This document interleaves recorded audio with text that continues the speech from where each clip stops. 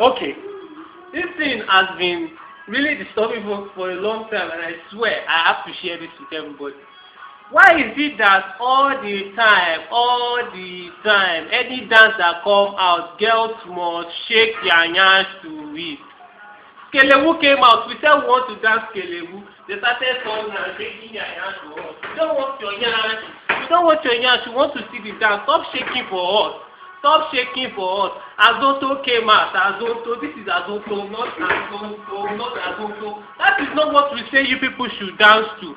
Any dance that come out, people, they say twerk. Okay, we hear say na twerk. Okay, twerk. Now when they show us na pants, na wetin we want. This thing don dey vex me too much. I go talk my mind. People like all these girls. Go na continue to dey do am. If another dance come out, shake your hand. Shake your hand. See na wetin we want be that. We are tired of seeing your yansh. It's too black. It's too black. It's too white. Okay, we know. All yansh are the same. We are tired. We are tired. Stop dancing to every song. Stop shaking your yansh to every song. We don't want your yansh. We want still dance.